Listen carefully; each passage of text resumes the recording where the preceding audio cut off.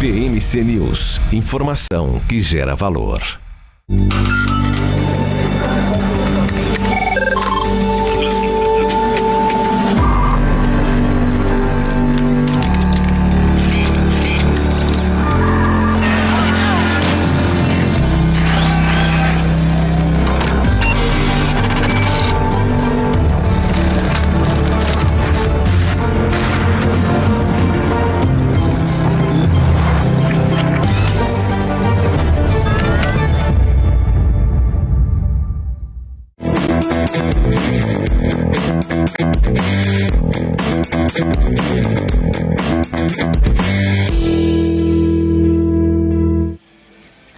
Olá, boa noite a todos e bem-vindos a mais um 90 Minutos aqui na BMC, seu programa de aprofundamento das questões que movimentaram o dia. E hoje é quinta-feira, dia 18 de maio de 2023. Muito boa noite para você que está se sintonizando agora nos canais da BMC. Não se esqueçam de se inscrever no canal, deixar o seu like, o seu comentário e compartilhar esse vídeo com seus amigos que querem entender melhor os assuntos mais importantes do dia no Brasil e no mundo. E hoje, como sempre, como todas as noites, temos nossos comentaristas aqui do 90 Minutos da BMC, a professora Daniela Alves, conosco. Muito boa noite, professora, sempre um prazer tê-la conosco. Boa noite, Carlos, uma boa noite também ao professor Marcelo, a toda a audiência aqui do BMC News. Bom, vamos começar logo. Vamos lá, e muito boa noite também ao professor Marcelo Suano, também nosso comentarista aqui do 90 Minutos. Boa noite, professor. Boa noite, Carlos. Boa noite, Daniela. Boa noite a toda a equipe da BMC e boa noite ao público que nos acompanha. Vamos lá então, gente, porque temos muitas notícias para comentar juntos. Teremos também um convidado especial que vai chegar daqui a pouco. Não sei se já o nosso convidado está conosco, o doutor Fábio Tavares. Deixa eu ver se temos ele aqui ao vivo. Deixa eu ver se dá. Sim, agora sim. Muito boa noite, doutor Tavares. É um prazer tê-lo conosco aqui no 90 Minutos. Carlos, Suano, professor Daniela, o prazer é todo meu. Ótima noite a todos. Vamos lá então, senhores e senhoras, porque temos muitas notícias para comentar hoje, iniciando pela cassação do deputado federal Deltan Dallagnol, mais votado do Paraná, com quase 400 mil votos, mas que perdeu o mandato após uma decisão do TSE, Tribunal Superior Eleitoral, e é uma decisão que está gerando muita polêmica, não apenas em Brasília, mas tendo repercussão em todo o país. Então eu começaria perguntando para a Daniela qual é a sua visão, qual é a sua opinião sobre essa decisão e quais seriam as consequências que isso poderia acatar. Bom, Carlos, na minha percepção, nós temos uma decisão que nós poderíamos questionar em várias frentes, né? Eu acredito que o próprio professor doutor Fábio Tavares, ele vai aprofundar um pouco mais esse tema, mas certamente nós temos ali elementos que podem ou que poderiam ser contestados. A grande questão é qual é a instância, não é? Afinal, realmente há uma chance de se contestar essa decisão? Ela foi constitucional ou não foi constitucional, não é? Quais são, na verdade, as atribuições do TSE, em que medida eles extrapolaram, né? Nós até tivemos aí um relatório em uma nota da Transparência Internacional, considerando que o TSE extrapolou em sua interpretação e mais, a Transparência Internacional, eles colocam o seguinte, que isso vai ter repercussão, não só agora, mas para o futuro do país, demonstrando uma preocupação muito grande com a nossa democracia. Pois é, Transparência Internacional, que lembramos é uma organização alemã, né, de base em Berlim, mas que atua no mundo inteiro, fundamental a atuação para evitar, né, ou para prevenir casos de corrupção, o uso de dinheiro público de forma indevida, né, e de fato alertou sobre esse caso. Professor Suano, também sua opinião sobre essa decisão do TSE e depois vou perguntar também a opinião do nosso convidado, doutor Tavares. Bom, inicialmente eu vou direto ao ponto, até mesmo por saber que o Fábio ele vai analisar estruturalmente isso. Então vamos mais numa questão política e institucional.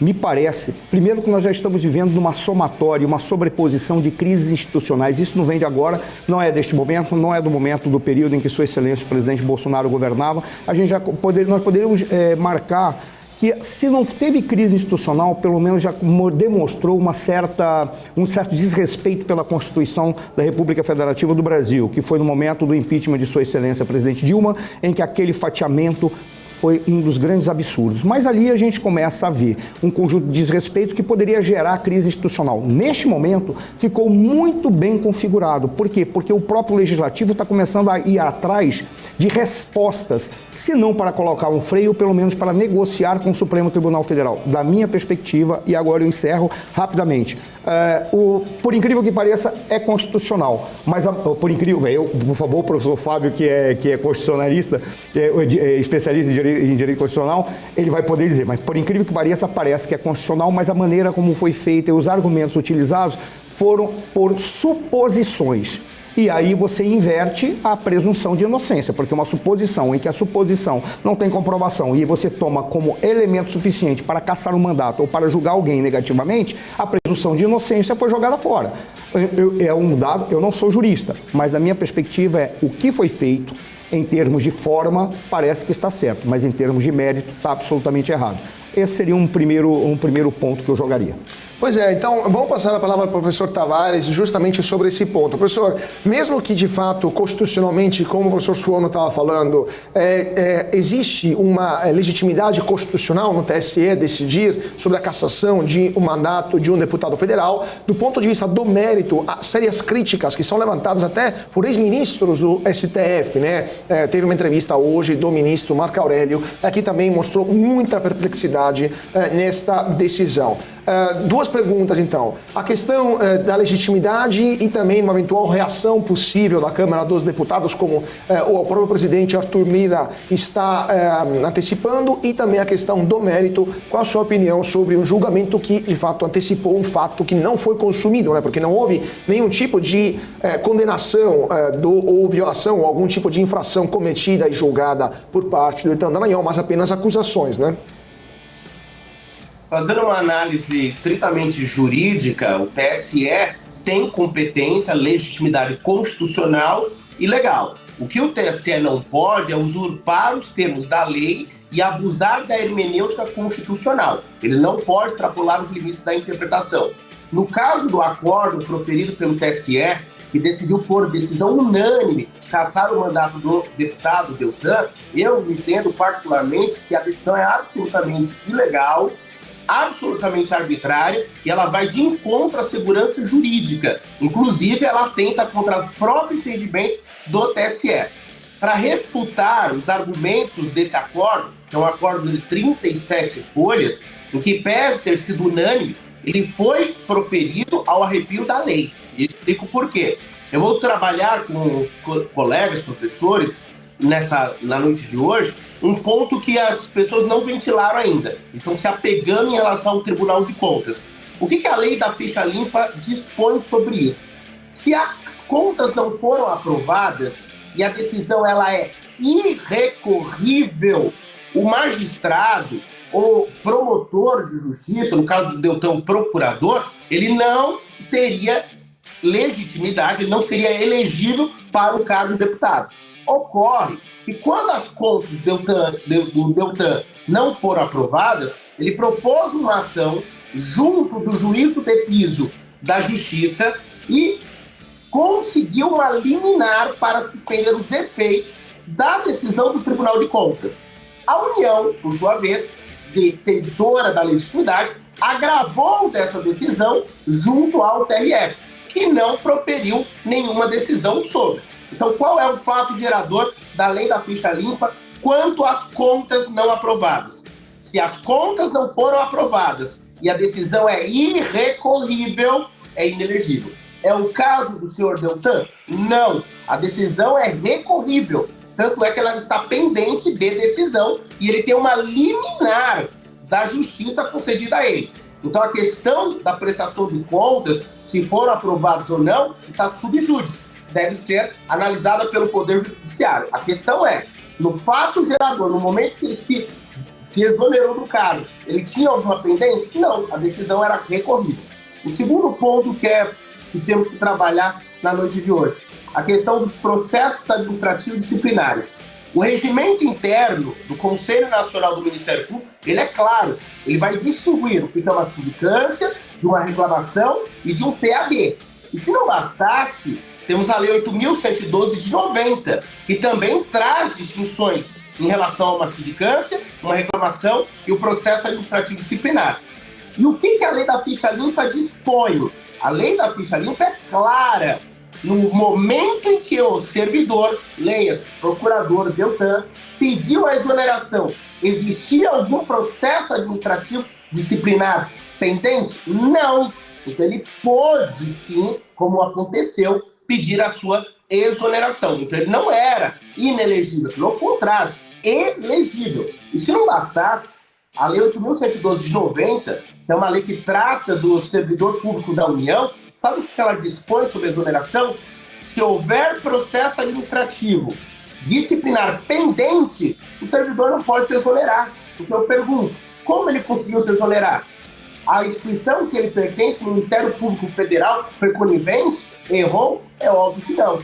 Então esses pontos que não agradam a comunidade jurídica, principalmente sabendo que no mês de dezembro de 2022, o próprio TSE, num caso análogo, onde tínhamos um juiz, decidiu o seguinte: se não houver processo administrativo disciplinar, ele pode sim ser eleito, ele é elegível. E ainda o acordo continua, acordo de dezembro de 2022. Reclamações de sindicâncias não são suficientes para impedir a elegibilidade. Então, eu lamento muito essa decisão do TSE, que vai de encontro à lei, e mais uma das pérolas do nosso Poder Judiciário. E é triste falar isso do nosso órgão de cúpula da Justiça Eleitoral, e isso se aplica também ao guardião da nossa Constituição, que é o Supremo Tribunal Federal.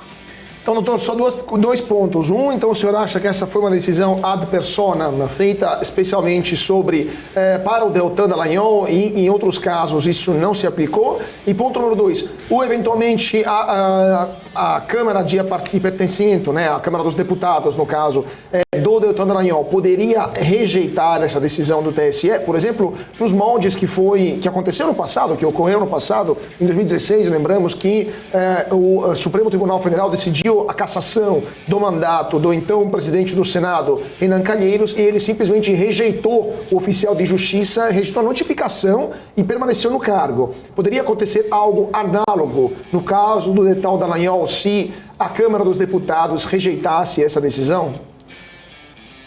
Carlos, cada vez mais eu defendo, e é triste o que eu vou falar aqui para a sua audiência, diante dos meus queridos professores, cada vez mais o Poder Judiciário, e me refiro aqui ao Supremo Tribunal Federal e agora o TSE, ele vem encampando o que nós chamamos, na seara, por mais que não seja direito penal, o direito penal do inimigo. O direito penal do inimigo, ele não visualiza fatos, então somente pessoas. Só que o nosso ordenamento jurídico não permite. O ordenamento jurídico pátrio só permite analisar os fatos. E o caso do Deltan e tantos outros, fica claro que os fatos são preteridos e são analisados tão somente as pessoas envolvidas.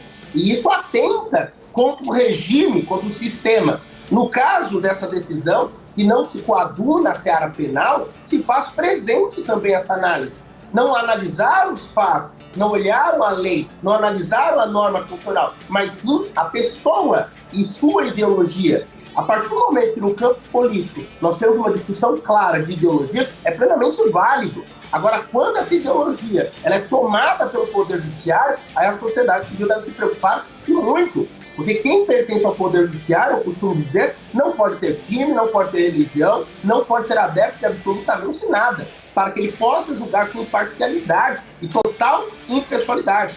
Em relação à sua segunda pergunta, em relação à Câmara dos Deputados, eu tenho uma opinião sobre isso, que é uma questão muito controversa. Na verdade, eu identifico que nós teremos um braço de ferro entre o Legislativo e o Poder Judiciário. Explico. Porque o artigo 55, inciso 5 da Constituição, ele é muito claro ao dizer o seguinte: o deputado e o senador perderá o mandato. Mas tendo decisão da Justiça Eleitoral, cabe tão somente à mesa da Câmara dos Deputados declarar e empossar o suplente ou cumprir tão somente o acórdão. Aí eu percebi isso, alguns comentários, principalmente de outras frentes, alegando o seguinte: mas a Constituição determina que hábito contraditório é amplo defeso. Só que o STF, por 2 vezes, temos 2 mandados de segurança, um que foi relatoria do Joaquim Barbosa e o outro do Lewandowski, que se aposentou recentemente. Eles interpretaram os 55(5) da Constituição e disseram: se a decisão vier da Justiça Eleitoral, a mesa da Câmara ou a mesa do Senado não pode discutir essa decisão, só pode cumprir, declarar a cassação e empossar o seu suplente. Então, muito me admirou essa conduta, né, essa postura do Arthur Lira, com toda a humildade, né, e peço até vênia quem discorda, né, eu fico muito desconfiado disso, porque não é um presidente que representa os seus pares e principalmente não representa os interesses da sociedade. Eu fico um pouco na dúvida se é uma jogada política ou, de fato, ele está assumindo um compromisso com a sociedade para bater no peito e dar uma nova interpretação aos 55(5) da Constituição, ao ponto de dizer: Poder Judiciário, chega, agora nós vamos literalmente exercer as nossas atribuições. E essa oportunidade, mesmo a Constituição não tendo essa interpretação pela Suprema Corte, mas nós do Legislativo, que somos os representantes do povo, detentores da soberania popular, vamos interpretar dessa forma e não vamos aplicar esses 2 entendimentos que é do STF. Então vai ser muito interessante o que vai acontecer daqui em diante. E eu gostaria de ouvir o professor Marcelo falando uma coisa que é verdade, acho que foi no final da tarde. O professor Marcelo comentou se não se trata de uma questão de interesse do presidente da Câmara ou se de fato ele está disposto a fazer algo de bom para a sociedade. Professor Suano, então, qual é a sua opinião sobre esse ponto? Veja, eu vou fazer uma pergunta direta para o professor Fábio. Vamos lá. A grande questão que me parece é que nós não caminhamos para uma ruptura, mas caminhamos para uma negociação, porque uma liderança na Câmara, e é uma liderança importante, que historicamente tem uma votação da história do país para ocupar uma presidência da Câmara dos Deputados. Ou seja, ali ele já estava com um certo nível de poder. Mas essa tensão que está sendo gerada, e essa é a razão pela qual eu questiono também, professor Fábio, e eu acho que ali vai ser mais uma jogada política. Por qual razão? Porque ao fazê-lo, como o senhor falou, já tem decisão do Supremo que não permite às mesas a fazer qualquer discussão, mas apenas empossar ou investir o suplente, porque a decisão já está tomada e, independentemente de qualquer consideração, ela tem que ter uma execução, aplicação imediata. Significa o quê? Uma vez tomada a decisão no TSE, exceto se recorrer ao Supremo Tribunal Federal, porque por uma feliz coincidência, 3 dos ministros do TSE são ministros do Supremo Tribunal Federal e acompanharam o voto do relator. Em síntese, não significa que ele vai ter uma boa guarida lá. Mas a questão que eu vou lhe fazer é a seguinte: primeiro, restaura-se, ou busca-se a ideia do ato de mesa. O ato de mesa, eu creio que ele funciona mais especificamente para questões regimentais, ou seja, ele não chega, o ato de mesa ele não é aplicável como se tivesse uma força de um projeto de lei ordinário que vai extrapolar para a sociedade como um todo. Mas tem um outro ponto. Teria também, o que eu ouvi, um decreto legislativo. Ora, o decreto legislativo é curioso porque é aquilo que diz respeito exclusivamente ao parlamento, ou seja, é um poder ou uma atividade que é exclusiva, reivindicada pelo próprio parlamento como atribuição exclusivamente sua, o que poderia trazer, neste ponto, a queda de braço. Aí eu faço a pergunta: o senhor acha que um decreto legislativo poderia trazer e fazer uma reversão da situação, independentemente da gente identificar se o presidente da Câmara vai ter ou não coragem para tanto? Apenas no caso do decreto legislativo, ele conseguiria de alguma forma reverter isso e trazendo uma mudança estrutural, pelo menos uma mudança de comportamento significativa para de agora em diante? Professor, existem alguns posicionamentos, e eu me filio a esse, que no caso da cassação, a mesa, como eu anunciei anteriormente, a mesa só caberia declarar. Então a interpretação correta é: a mesa só teria atuação efetiva para abrir o contraditório, por mais que a Constituição, no parágrafo 3º, fale em contraditório, em caso de extinção do mandato. Então, um exemplo clássico: houve uma decisão penal condenatória em face de determinada pessoa, ou quebra do decoro parlamentar. Aí a mesa tem a atuação de abrir o contraditório, ouvir esse parlamentar, e aí poderia, no caso, ainda que diante de uma decisão penal condenatória, ou um caso esdrúxulo de quebra do decoro parlamentar, voltar atrás e dizer: não houve a quebra, e se houve, nós literalmente estamos anistiando nesse ato aqui, a mesa, por decreto, e ele vai se manter no cargo. No caso da cassação, por mais que a Constituição, na parte final, fale em contraditório e ampla defesa, nós temos que levar em consideração que, mesmo diante de uma decisão esdrúxula do TSE, o contraditório e ampla defesa, em tese, ele foi observado, tanto que foi decidido em via recursal. Agora, quando o mestre traz essa questão do decreto legislativo, nós temos que ter em mente uma segunda questão. Qual? A Constituição, de fato, lá no artigo 49 da Constituição, ela determina que sempre que um poder usurpar a competência legislativa, no caso do Congresso Nacional, caberá ao Congresso a criar um decreto legislativo. Esse decreto legislativo, eu confesso aos professores que eu entendo que ele tem uma força normativa diferenciada de qualquer outro decreto. Eu explico por quê.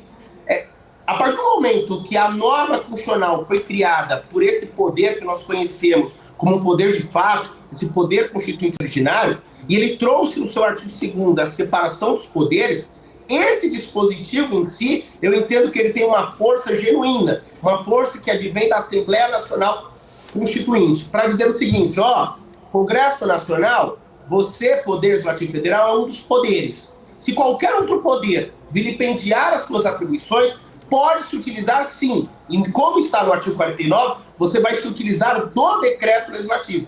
Só que esse decreto legislativo não terá a mesma força normativa que os outros decretos que você venha a utilizar, por exemplo, para resolver questões que envolvam tratados internacionais, ou para autorizar a instalação de processo de impeachment, ou qualquer outro ato do artigo 49. Então eu entendo que se o presidente da Câmara se utilizar desse dispositivo, ele terá que justificar com plausibilidade para conseguir a aprovação. Então ele vai ter que trazer ao plenário que, para preservar a competência legislativa da Câmara, ele se utiliza desse decreto legislativo que não tem a mesma força normativa que qualquer outro decreto convencional. E nesse caso é maioria simples, né, professor, né, doutor? Seria maioria simples para um decreto desse, não é maioria qualificada, né? Não, é igual a lei ordinária, como o professor falou, exatamente, maioria simples. Então, de fato, teria essa possibilidade, considerando a atual composição da Câmara. Teria, com absoluta certeza. Só que aquela questão, se nós olharmos a questão do inciso 5 do artigo 55, eles vão tirar um braço de ferro, porque já existe decisão do Supremo Tribunal Federal, dizendo claramente: Poder Legislativo, se houver decisão da Justiça Eleitoral, cabe a vocês tão somente cumprir. Essa interpretação, que o decreto terá força normativa genuína, não se aplica. E aí nós teremos exatamente mais uma crise institucional. Mas é aquilo que nós já conversamos inúmeras vezes, né? Nós temos uma vaga em aberto no Supremo e logo mais no final do ano mais uma. Então Brasília por si só começa a se mexer em relação a isso. Talvez, espero que não seja essa a intenção do presidente da Câmara, de se utilizar dessa questão como moeda de troca. E às vezes manda para a comissão, manda para a mesa, como o professor pontuou, e nada acontece se não atingir o objetivo que o presidente quer e nós não sabemos. Essa que é a triste realidade. Ou seja, o cenário é mais de um embate entre poderes, né? Mais uma crise institucional lá em Brasília. Vamos ver então o que vai acontecer por lá. Eu preciso dar um rápido intervalo, mas voltamos a conversar daqui a pouquinho sobre esse assunto e sobre outras questões que estão movimentando o cenário político em Brasília e no mundo também. Então, não saia daí, 2 minutinhos e já voltamos com o nosso segundo bloco aqui do 90 Minutos. E antes disso, não se esqueça começar, deixa o seu like, o seu comentário e compartilha esse vídeo com o seu amigo que gosta de ficar sempre informado. 2 minutinhos, voltamos já já. Já pensou se não existisse essa pergunta? Teríamos cavalos mais rápidos? Mais telefones? A Vortex pensou e criou a primeira plataforma digital para o back-office do mercado de capitais. Tecnologia para o que sempre foi analógico. Hoje, temos mais de $500 bilhão em ativos em 3 frentes integradas. Ir além é descomplicar o mercado de capitais todos os dias. Vortex. Beyond. As empresas que fazem parte do seu dia a dia estão em uma das maiores bolsas do mundo, a Nasdaq. E a boa notícia é que você pode investir nessas empresas diretamente pela Avenue, sua corretora nos Estados Unidos. Com os dados das ações dos Estados Unidos fornecidos pela Nasdaq em tempo real, o cliente Avenue pode acessar diretamente as maiores bolsas do mercado americano. Entre neste mercado de tecnologia e inovação.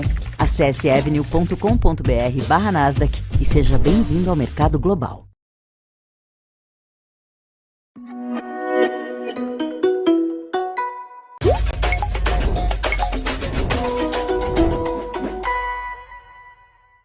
Olá, investidor! Você sabe declarar as amortizações dos fundos imobiliários no imposto de renda? Bom, primeiro você precisa ver se os seus fundos tiveram amortizações em 2022. Para isso, basta você entrar na área logada no site da B3 e pesquisar as movimentações realizadas no ano. Se aparecer ali alguma amortização, você precisa descontar no preço médio. Por exemplo, se o seu preço médio foi de R$100 por cota, mas teve uma amortização de R$20, você tem que declarar o preço médio de R$80 por cota. Essa informação vai em bens e direitos. E na descrição do bem você coloca 10 cotas do fundo imobiliário tal ao preço médio de R$80 cada. E no campo situação em 31/12/2022, você coloca o valor total, que no caso seriam R$800. Ou então você pode contar com um aplicativo parceiro da B3, como o Grana, que calcula tudo isso automaticamente para você.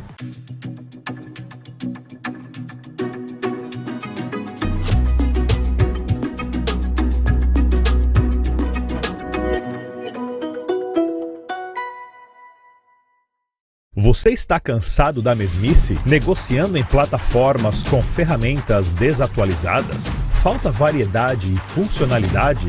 Aproveite nossa grande seleção de ferramentas de trade. Baixas taxas de negociação, suporte em português 24 horas por dia, com mais de 200 criptomoedas disponíveis para trade e a facilidade de depósitos com Pix. Aproveite o futuro agora. Bybit. Abra sua conta hoje mesmo. Bybit.com.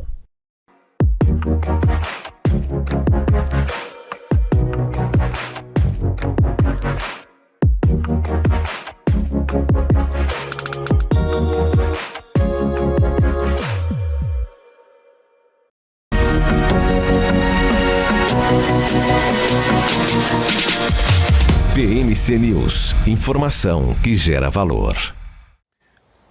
E de volta para o nosso 90 minutos desta quinta-feira. Muito boa tarde para você que está se sintonizando agora, nesse momento 8 horas e 36 minutos. E vamos voltar a falar de um dos assuntos, né, do dia, porque temos muita coisa para conversar hoje, junto com nossos comentaristas e com o nosso convidado. Então, voltando a chamar o Dr. Fábio Tavares, junto com o nosso convidado, os comentaristas, né? A professora Daniela, o professor Marcelo.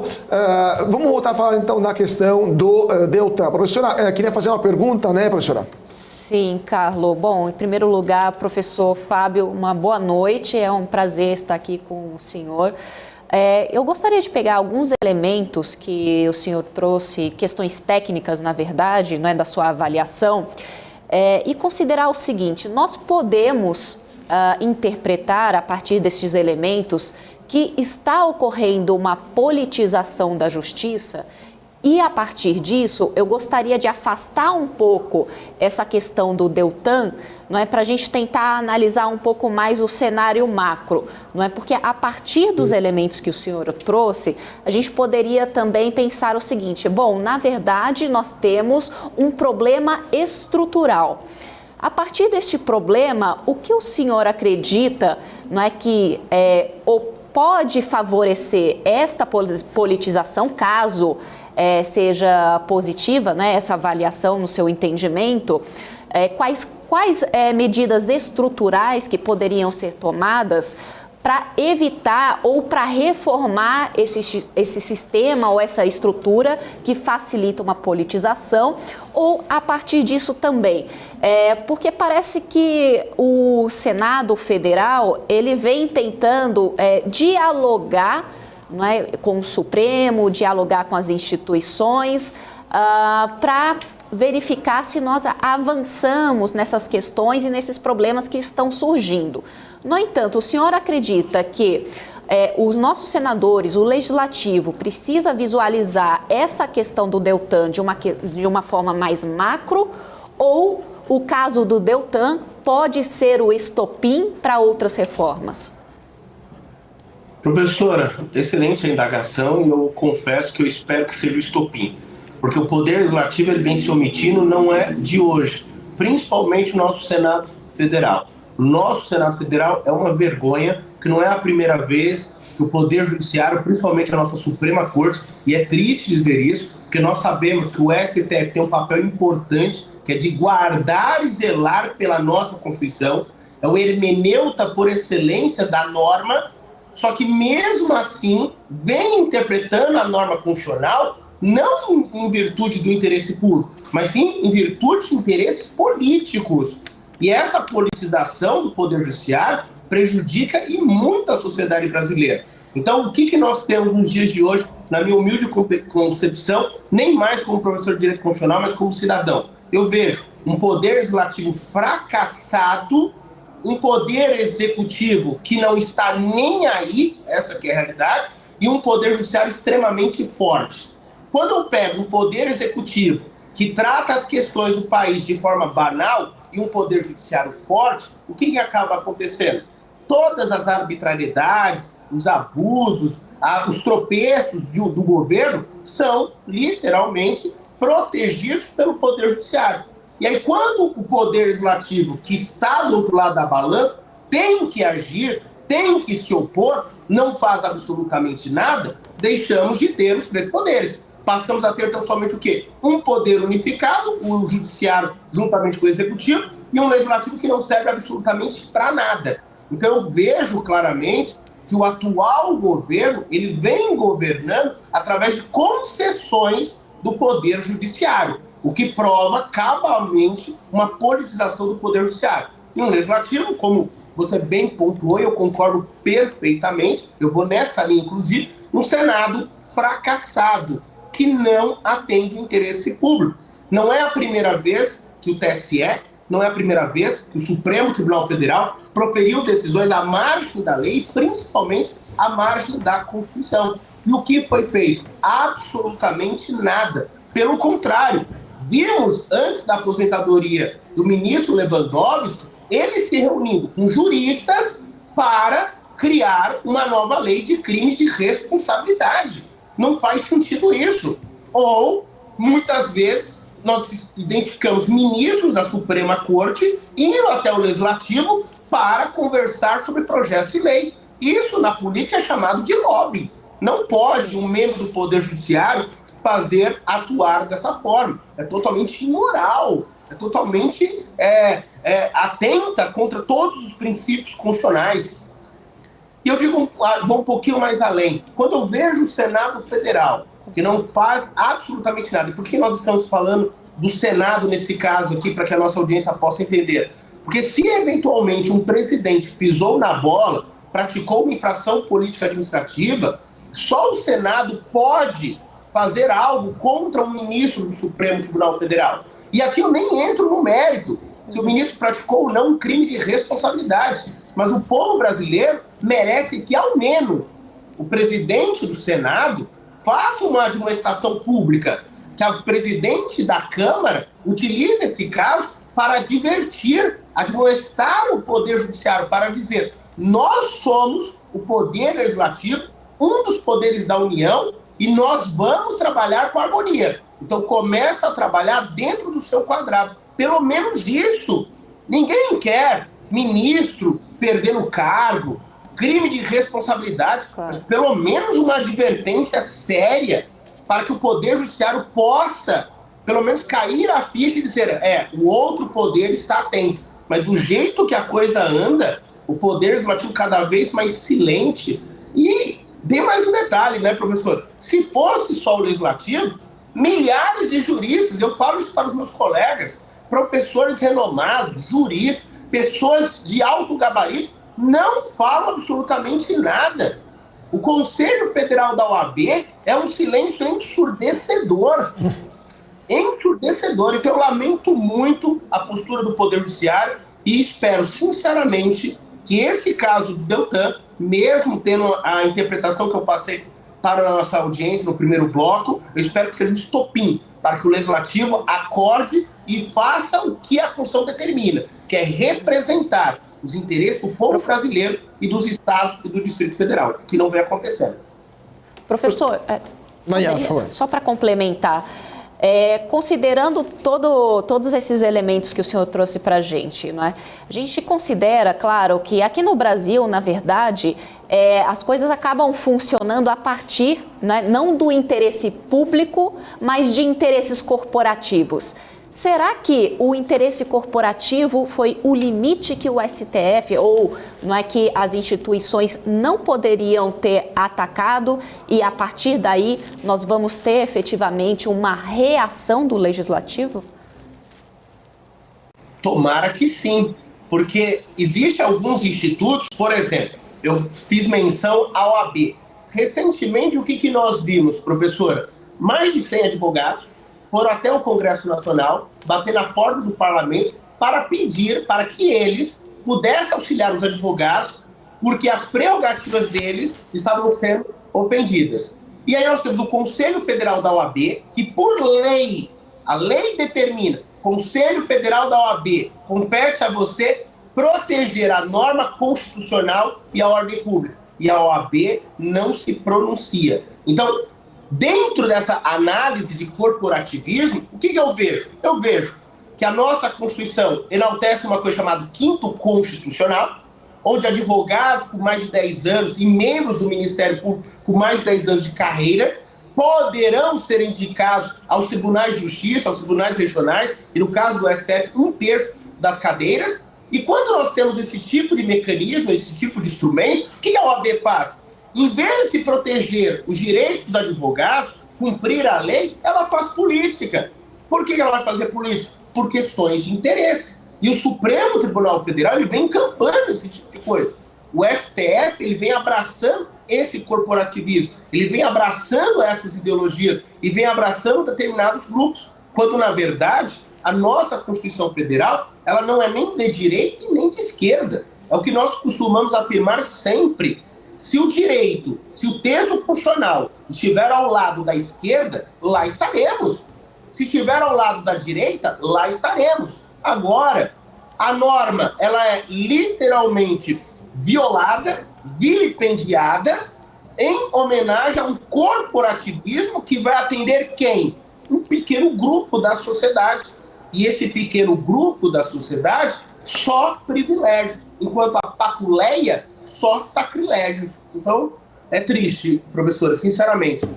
Muito triste. Professor Suano, sua última pergunta, depois a gente passa para o nosso segundo ponto, segunda pauta de hoje.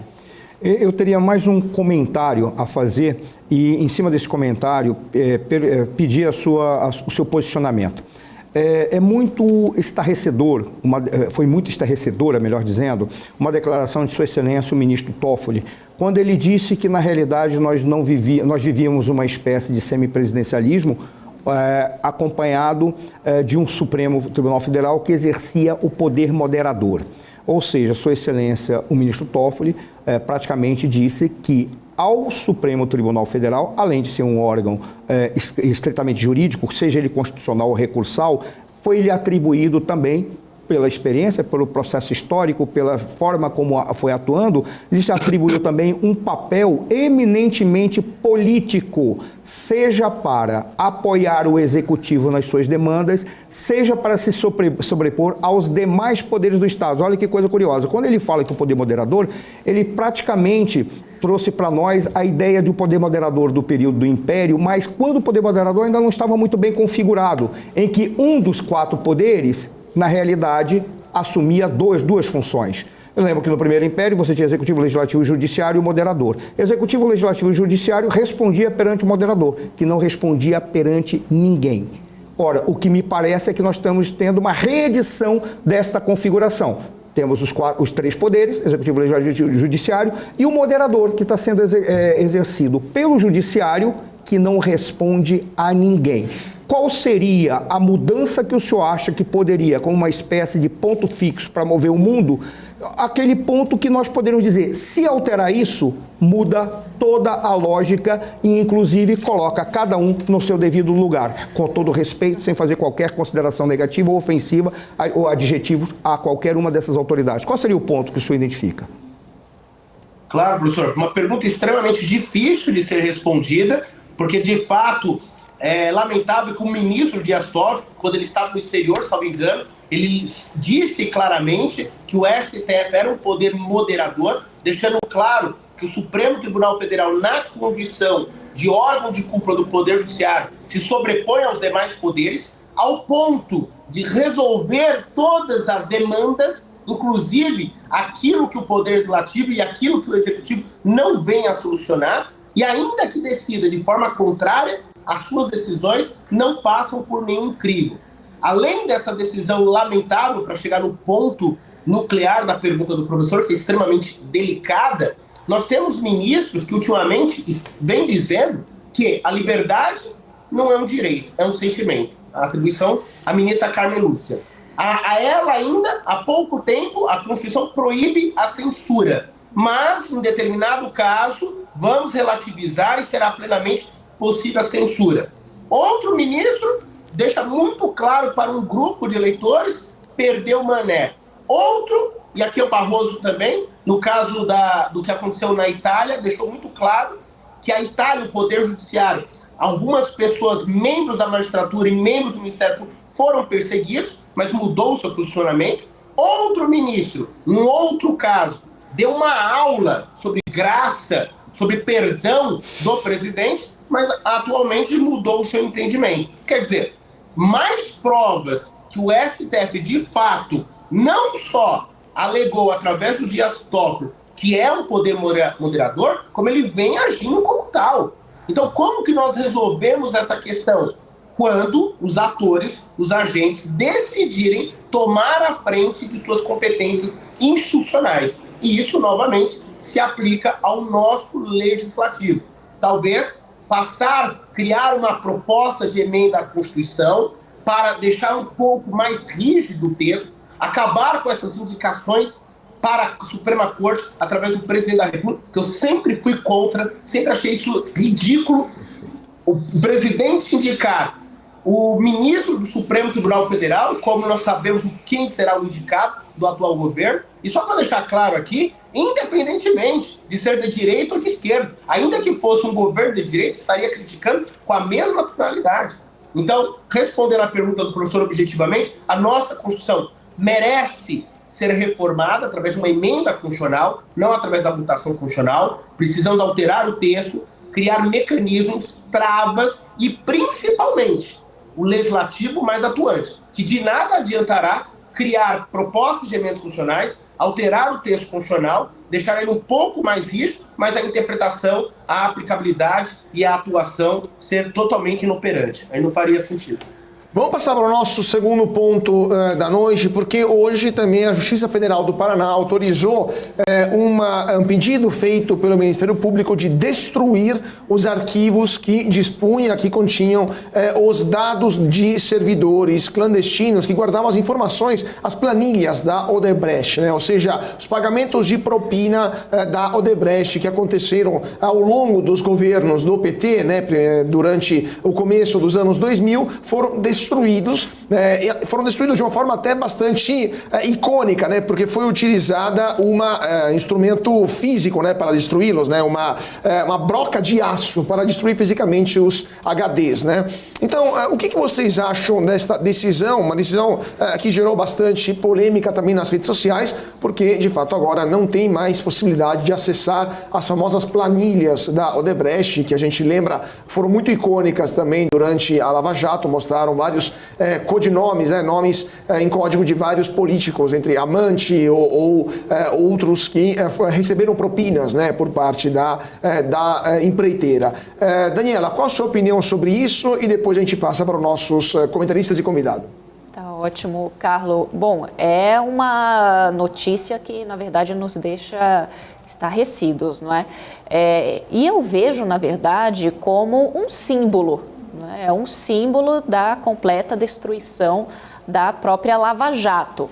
Não é? Então, nós temos ali um elemento, algo concreto, que se desdobra, na verdade, em uma prova, concretamente, que, na verdade, ninguém mais vai poder ter acesso, porque foi destruída. Agora, qual é a intenção de destruir algo desta natureza?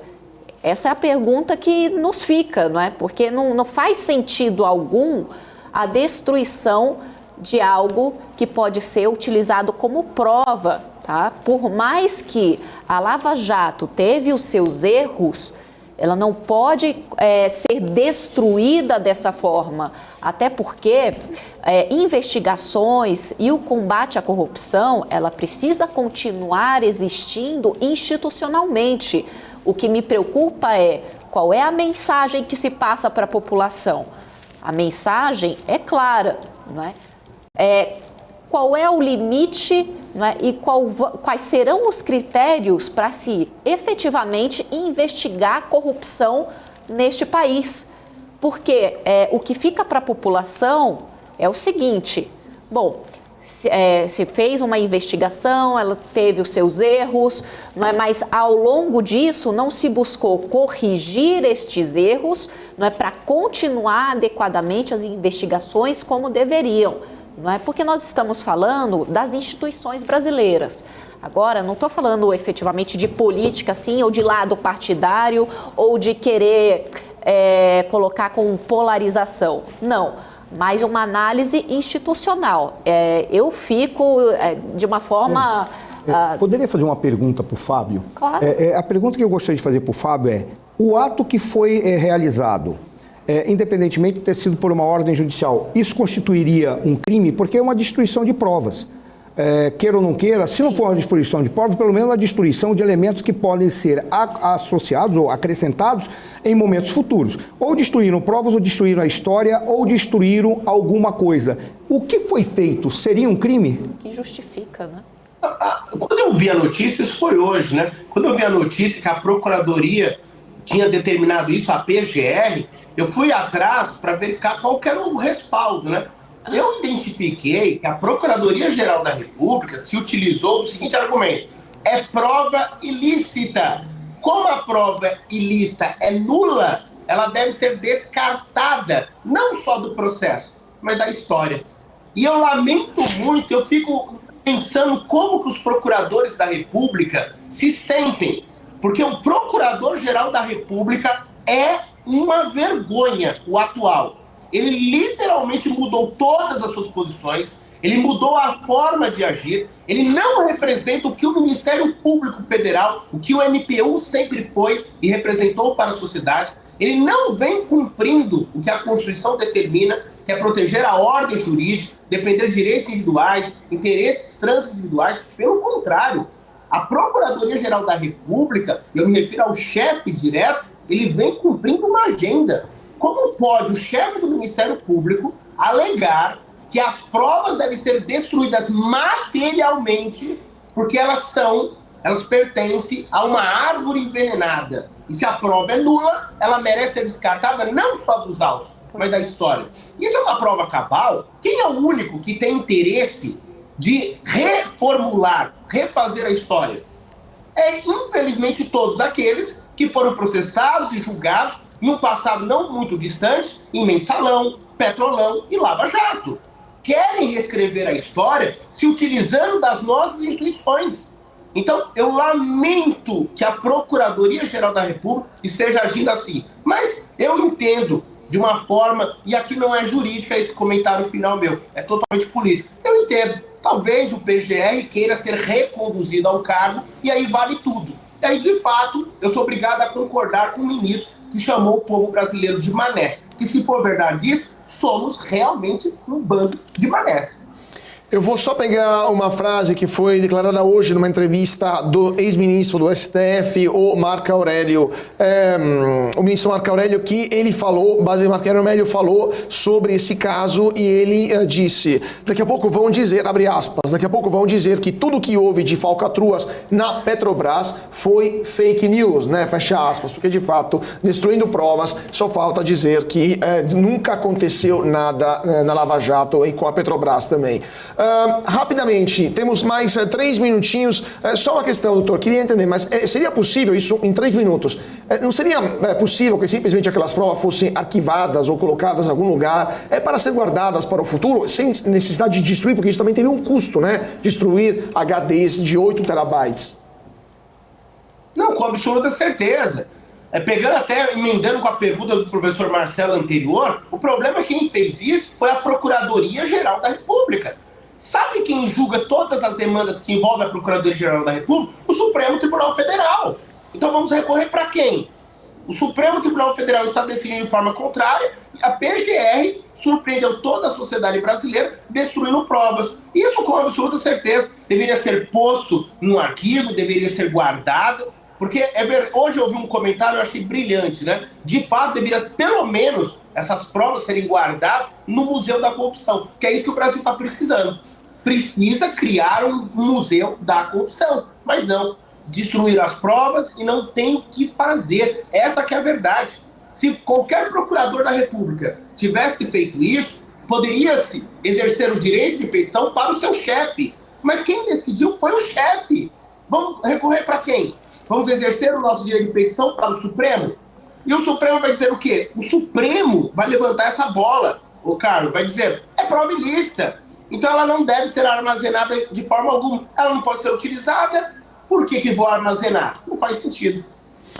O senhor já viu, só terminando aqui, o senhor já viu isso acontecer em outros casos ou é muito inusual que seja destruído dessa forma esse tipo de prova? Eu nunca vi isso na minha vida. Nem quando o processo era físico. Quando o processo era físico, até hoje tem processo que está arquivado há mais de 50, 100 anos. Cheio de pó, fungos, as folhas amareladas, mas tá lá o cassete, tá lá a fita, tá lá o CD, tá lá a degravação, tá tudo. Eu nunca vi isso na minha carreira. E olha que eu trabalho com direito público. Nunca. Na seara criminal, muito menos. Quer dizer, mais prova cabal como essa, que querem reescrever a história, é óbvio que querem reescrever a história. O problema é uma Procuradoria-Geral da República tomando decisões para cumprir uma agenda. E a PGR não pode cumprir a agenda de nenhum governo, nem de direita, nem de esquerda. Mas é isso que acontece. A Procuradoria, nós temos algum tempo para fazer esse comentário? Temos mais um minutinho, doutor. A Procuradoria-Geral da República, sempre a Constituição nunca autorizou, ela não autoriza expressamente que o presidente escolha o PGR. Isso é apenas no âmbito estadual. É o chefe do executivo estadual que escolhe.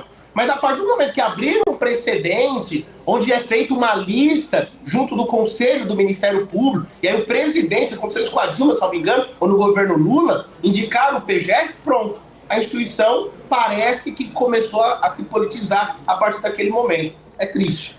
Mais uma tristeza para nós.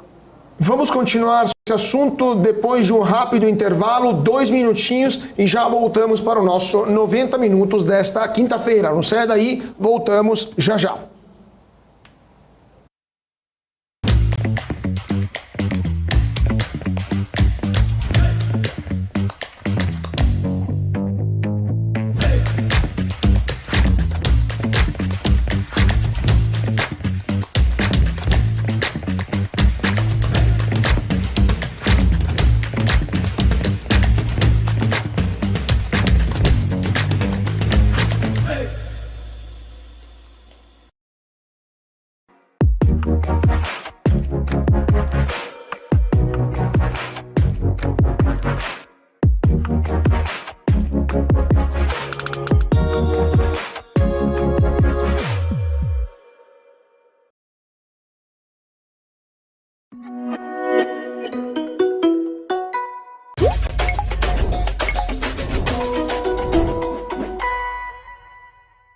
Olá, investidor! Hoje o aplicativo Grana vai te ajudar a obter a restituição integral ou de parte do imposto de renda retido na fonte, o imposto dedo duro, que incide sobre a venda dos investimentos em bolsa. Para pedir reembolso do IRRF em caso de perdas na bolsa, é preciso ter as notas de corretagem da sua corretora. Se forem operações comuns, como ações, fundos imobiliários ou fiagro, é possível solicitar a devolução no próprio programa da Receita, na aba IRRF Lei 11.033 de 2004. Em operações de day trade, a Instrução Normativa 1585 deixa claro que o investidor deve abrir um mini processo virtual para o reembolso. Já com o Grana, você não perde nenhum centavo, pois o aplicativo faz todo o controle dos aproveitamentos de crédito e não precisa pegar notas de corretagem, pois o Grana está plugado na B3. Até a próxima, bora investir!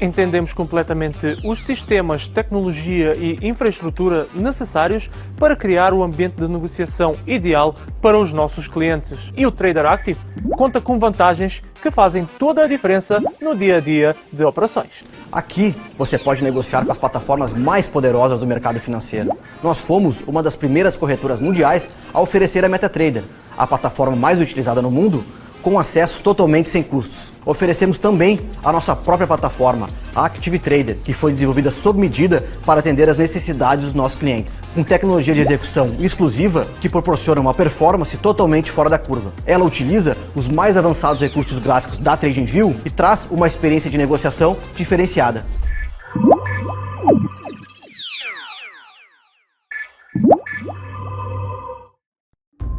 Já pensou se não existisse essa pergunta? Teríamos cavalos mais rápidos? Mais telefones?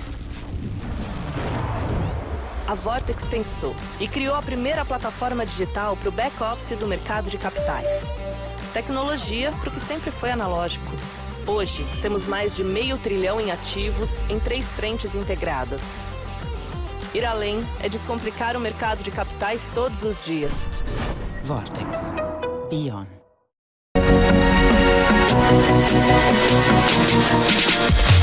BMC News. Informação que gera valor.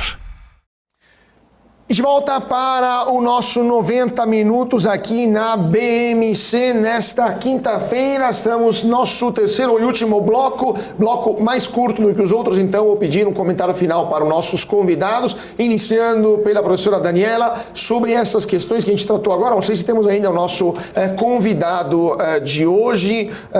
Deixa eu ver se está aqui conosco ainda o nosso convidado. Tá aqui conosco então. Professora Daniela, nossa comentarista aqui do 90 minutos, rápido comentário, 2 minutinhos e depois a gente passa para fechar a roda. Professora. Desculpa, comentário sobre? Sim, sobre a questão dessa questão da destruição dos HDs. Ah, sim. Bom, Carlos, como eu dizia, é uma situação, o próprio professor Fábio, ele colocou muito bem essa situação, não é? Afinal, esse seria o meio mais adequado de tratar uma prova, não é, relacionada a um caso de corrupção? Acredito que não. Mas nos parece que decisões cada vez mais arbitrárias, partindo, claro, daquilo que o professor nos explicou, estão ocorrendo. Agora, qual será o limite? Não é? Quantas mais decisões deverão ser tomadas para que efetivamente o Congresso, não é, o nosso legislativo, venha a pensar, como o professor Fábio estava falando, o próprio professor Marcelo, estruturalmente nesses problemas que estão afetando o nosso país. Porque nós estamos falando, não é, aqui do caso do Deltan, esse caso da prova que foi destruída, mas na verdade, no fundo, não é, nós temos ali um problema estrutural. Perfeito. 2 minutinhos, professor Suano, e depois vou passar para o doutor Fábio, e temos que fechar, que nosso tempo já está acabando. Professor Suano. Eu não vou me estender muito, até de repente eu passaria a bola para o professor Fábio, mas é apenas uma situação que me parece muito clara. Nós estamos verificando um conjunto de ações que são ou inconstitucionais, ou são ilegais, porque daria a mesma coisa, ou são politicamente motivadas. O que me parece, dentro desse caso, isso gerará uma nova acomodação, porque não me parece que os atores que estão no jogo têm interesse de mudar as regras. O que eles querem é apenas chegar a uma negociação que possa restaurar um equilíbrio para aqueles que já estão no topo do poder. E aí eu até jogaria para o professor Fábio. Muito provavelmente, da minha perspectiva, vai acontecer aquilo que nós vemos na nossa história. E aí já estava, inclusive, na literatura política, e o gato pardo, ou, na realidade, o leopardo, que seria a tradução. Mude-se alguma coisa para que tudo permaneça como sempre foi. A pergunta, é uma dúvida que eu teria, é o que será que vai mudar para que tudo permaneça? É a dúvida que eu tenho. Doutor Fábio, 2 minutinhos, eu vou então aproveitar a pergunta do professor Suano e também complementá-la. Há a possibilidade que ambientes do judiciário brasileiro incomodados com essa tendência, com essas decisões, reajam de alguma forma, ou de fato, sendo o STF e a PGR atuando desse jeito, não há nenhum tipo de alternativa e teremos que, de fato, assistir a outros casos como esse da destruição das provas da Lava Jato? 2 minutinhos, professor, que temos que encerrar. Carlos, depois que eu vi que a decisão do TSE foi unânime contra o Deltan, sabendo que dos 7 ministros que estavam ali, o Nunes Marques foi indicado pelo ex-presidente, outros 2 também, e outro foi condecorado pelo ex-presidente da República Bolsonaro, e mesmo assim acompanharam o voto de um relator que levou um tapa na cara do atual presidente, da mesma pessoa que disse missão dada é missão cumprida. Então não vejo de forma alguma o Poder Judiciário se opondo a isso. Pelo contrário, a partir dessa decisão do TSE do Deltan, eles literalmente se fecharam. E é muito preocupante. E é como o poeta dizia, né, professor e professora? Todos acreditam no futuro da nação, mas ninguém respeita a Constituição.